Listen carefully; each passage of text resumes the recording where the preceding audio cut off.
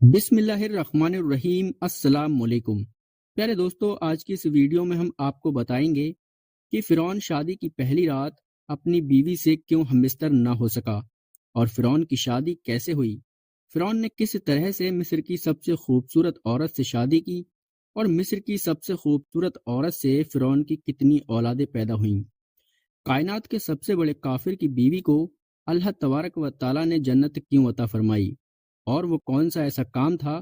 جو فرعون کی بیوی نے کیا جس کی وجہ سے ایک کافر کی بیوی جنت میں حضور کی بیوی بنے گی۔ وہ فرعون جو اس زمانے کا بہت بڑا ظالم بادشاہ ہوا کرتا تھا، وہ فرعون جس نے اپنی بادشاہی کے غرور میں اللہ تبارک و تعالیٰ سے بھی جنگ کا اعلان کیا، وہ فرعون جو اپنے بادشاہ ہونے پر غریب مظلوم لوگوں کو اپنا غلام بناتا تھا، وہ فرعون جو اپنے ظلم سے پوری دنیا کو اپنے قدموں کی خاک سمجھتا تھا، وہ فرعون جو بنی اسرائیل پر روز طرح طرح کے ظلم کرتا تھا اور اس نے بنی اسرائیل کو قید کر کے رکھا ہوا تھا، تاریخ کے پنوں کی سیاہی بننے والا فرعون جو اپنے بادشاہ ہونے کے غرور میں خود خدا ہونے کا دعویٰ کرتا تھا۔ اللہ تبارک و تعالیٰ نے اس کو ہلاک و برباد کر کے اس کو پوری دنیا کے لیے یعنی قیامت تک کے لیے عبرت کا نشان بنا دیا۔ لیکن ویڈیو آپ سبھی لوگوں کو پسند آ رہی ہے تو ویڈیو کو لائک کرتے رہیں، اور اگر آپ ہمارے چینل پر نئے ہیں تو ہمارے چینل کو سبسکرائب ضرور کر لیں، کیونکہ ہم آپ کے لیے ایسے ہی اچھے اچھے واقعات روز لاتے رہتے ہیں۔ تو چلیے دوستو، ہم آج کی اس ویڈیو کو شروع کرتے ہیں۔ پیارے دوستو، فرعون مصر کی تاریخ کا ایک ایسا ظالم بادشاہ گزرا ہے جو اپنے آپ کو خدا کہتا تھا اور زبردستی لوگوں سے اپنی عبادت اور پوجا کرواتا تھا، اور بنی اسرائیل کے مسلمانوں پر ہر روز طرح طرح کے ظلم و ستم کی انتہا کیا کرتا تھا۔ اس بدوقت فرعون کی بدبختی کا اندازہ اس بات سے لگایا جا سکتا ہے، اس کی لاش کو نہ پانی نے قبول کیا اور نہ ہی زمین نے، بلکہ اس فرعون کی لاش ایسے ہی قیامت تک سڑتی رہے گی اور دنیا کے لیے عبرت کا نشان بنی رہے گی۔ آپ سبھی لوگوں کو یہ جاننے کی خواہش ہے تو سبھی سوالوں کے جواب آپ کو اس ویڈیو میں ملیں گے۔ فرعون جب مصر کا بادشاہ بنا تو اس نے ظلم و ستم عام کر دیا،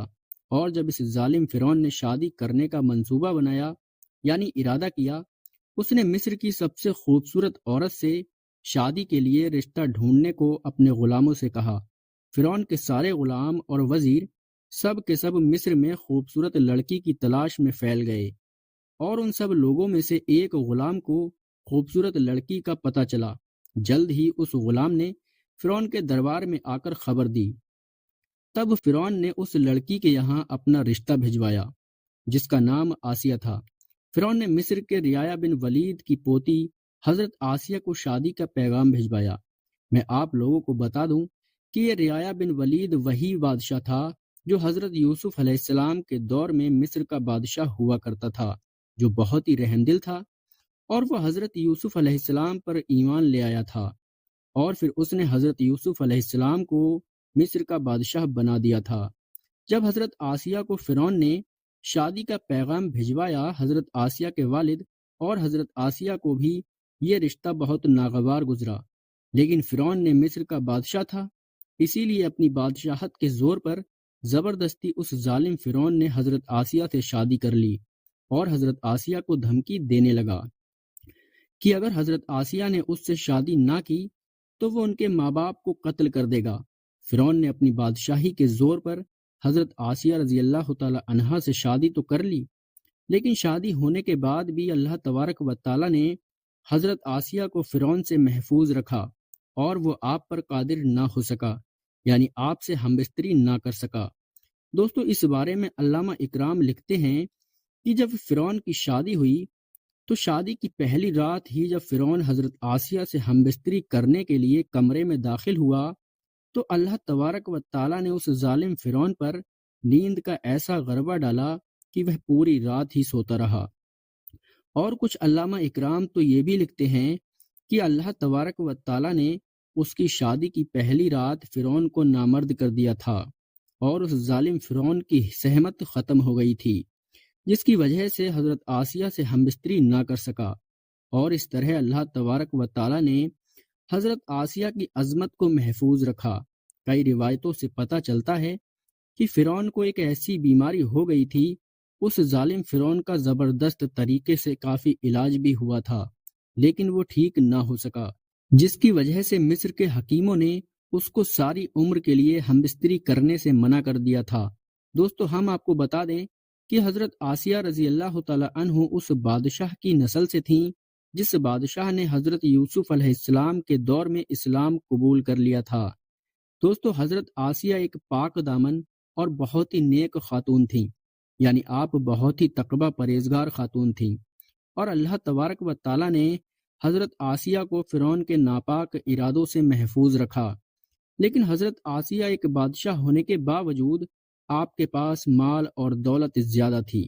لیکن اس کے باوجود آپ کسی بھی غریب مظلوم پر تکبر نہیں دکھاتی تھیں، یعنی تکبر کا شکار نہیں تھیں، بلکہ آپ کا دل میں غریبوں کے لیے بہت ہی محبت تھی، اور ان غریبوں پر آپ کا دل شفقت اور مہربانی کے جذبے سے معمور تھا۔ آپ حضرت آسیہ دل کھول کر ان غریب مظلوموں پر صدقہ اور خیرات کیا کرتی تھیں۔ دوستو، اب ہم آپ لوگوں کو بتائیں گے کہ فرعون کی کتنی اولادیں تھیں۔ روایت میں ملتا ہے کہ فرعون کی ایک بیٹی تھی، لیکن یہاں پر ہم دعوے سے تو نہیں کہہ سکتے کہ وہ اولاد یعنی لڑکی فرعون کی اپنی اولاد تھی۔ بہت سے علامہ اکرام لکھتے ہیں کہ وہ فرعون کی پالی ہوئی اولاد تھی، جس نے فرعون نے کسی سے لے کر پالا تھا، کیونکہ حضرت آسیہ کو اللہ تبارک و تعالیٰ نے فرعون سے محفوظ رکھا، اس وجہ سے اسے کوئی بھی اولاد پیدا نہیں ہوئی۔ پیارے دوستو، اب بات کرتے ہیں دنیا کے سب سے بڑے کافر یعنی فرعون کی بیوی کو اللہ تبارک و تعالیٰ نے جنت میں حضور کی بیویوں میں کس وجہ سے شامل فرمایا۔ روایت میں ملتا ہے کہ حضرت انس بن مالک سے روایت ہے کہ حضرت محمد صلی اللہ تعالی علیہ وسلم ارشاد فرماتے ہیں کہ اس پوری دنیا کی یعنی پوری کائنات کی سب سے بہترین عورتیں چار ہیں۔ پہلے حضرت مریم بنت عمران رضی اللہ تعالی عنہ ہیں، جو حضرت عیسیٰ علیہ السلام کی والدہ ہیں۔ دوسری حضرت خدیجہ رضی اللہ تعالی عنہا ہیں، جو نبی کریم صلی اللہ تعالی علیہ وسلم کی پہلی بیوی ہیں۔ تیسری حضرت فاطمہ بنت محمد رضی اللہ تعالی عنہا ہیں، جو آپ صلی اللہ تعالی علیہ وسلم کی بیٹی ہیں۔ چوتھی وہ بدوقت ظالم بادشاہ فرعون کی بیوی حضرت آسیہ رضی اللہ تعالی عنہا ہیں۔ روایت سے معمور یہ ہے کہ حضرت آسیہ رضی اللہ تعالی عنہا کی ایک بہت بڑی فضیلت یہ ہے کہ آپ جنت میں پیارے آقا حضرت محمد صلی اللہ تعالی علیہ وسلم کی بیوی ہوں گی۔ سرکار دو عالم حضرت محمد مصطفیٰ صلی اللہ تعالی علیہ وسلم تشریف لائے تو فرمایا، اے حضرت خدیجہ، تمہیں اس حالت میں دیکھنا مجھے بہت گرا گزرتا ہے، لیکن تمہیں پتہ ہے کہ اللہ تبارک و تعالیٰ نے جنت میں میرا نکاح تمہارے ساتھ کرنے کا حکم دیا ہے، اور حضرت مریم بنت عمران اور حضرت موسیٰ علیہ السلام کی بہن حضرت کلثوم اور فرعون کی بیوی حضرت آسیہ کے ساتھ فرمایا ہے۔ سبحان اللہ۔ تو آخر وہ کون سی ایسی نیکی تھی جس کی وجہ سے ایک کافر کی بیوی کو یعنی فرعون کی بیوی کو اللہ تبارک و تعالیٰ نے جنت عطا کی؟ روایتوں میں آتا ہے، اور علامہ اکرام کا بھی یہی کہنا ہے، کہ ایک رات فرعون نے خواب دیکھا کہ اس کا محل تہس نہس یعنی ہلاک و برباد ہو گیا ہے۔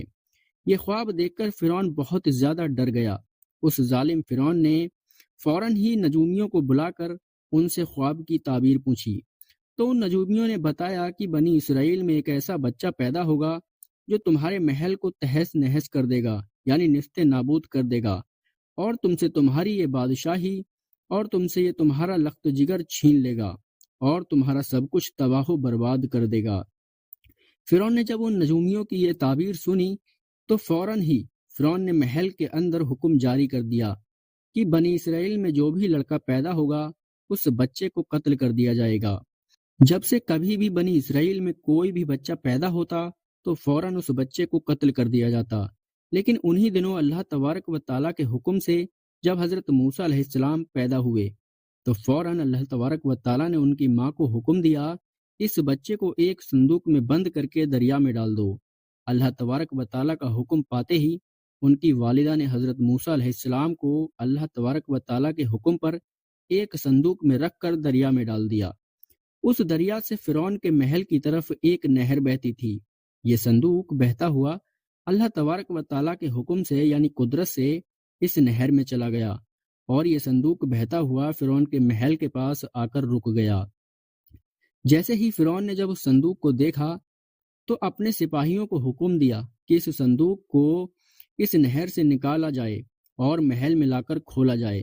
اس ظالم فرعون کے سپاہی اس صندوق کو محل میں لے آئے، اور جب اس صندوق کو کھولا گیا تو اس کے اندر ایک بہت ہی خوبصورت بچہ نکلا، جو حضرت آسیہ رضی اللہ تعالی عنہ اس بچے کو دیکھ کر بہت خوش ہوئیں، اور حضرت آسیہ نے اس بچے کا نام موسیٰ رکھ دیا، اور انہوں نے حضرت موسیٰ علیہ السلام کو اپنا بیٹا بنا لیا۔ تو فرعون سے کہنے لگیں، یہ بچہ میری اور تیری آنکھوں کی ٹھنڈک ہے، اسے قتل مت کرنا۔ اور فرعون یہ سب دیکھ کر کہنے لگا کہ اسے تم ہی رکھ لو، مجھے اس کی کوئی ضرورت نہیں۔ دوستو، روایت میں ملتا ہے کہ حضرت محمد صلی اللہ تعالی علیہ وسلم ارشاد فرماتے ہیں، حضرت آسیہ رضی اللہ تعالی عنہ کی طرح فرعون بھی اس بات کو مان لیتا کہ یہ بچہ اس کی بھی آنکھوں کی ٹھنڈک ہے، تو اللہ تبارک و تعالی اس کو ہدایت عطا فرما دیتا اور اس کو حضرت آسیہ رضی اللہ تعالی عنہ کی طرح ایمان سے نواز دیتا۔ لیکن فرعون کے نصیب میں ایمان ہی نہیں تھا، اس وجہ سے اس ظالم فرعون نے اس بات کا اقرار نہیں کیا، اور حضرت آسیہ رضی اللہ تعالی عنہ شادی کے پہلے دن سے ہی فرعون کے ظالمانہ اور کافرانہ حرکتوں کے خلاف کھڑی رہیں۔ دوستو، جب حضرت موسیٰ علیہ السلام نے جب اعلان نبوت کیا اور جب محل میں جادوگروں سے مقابلہ کیا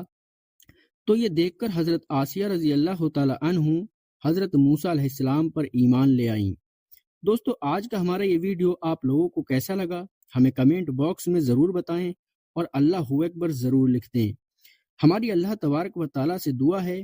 ہم مسلمان بھائیوں کو دین حق کے راستے پر چلانے کی توفیق عطا فرمائے۔ دوستو، اس ویڈیو کو اپنے دوستوں اور رشتہ داروں میں زیادہ سے زیادہ شیئر ضرور کریں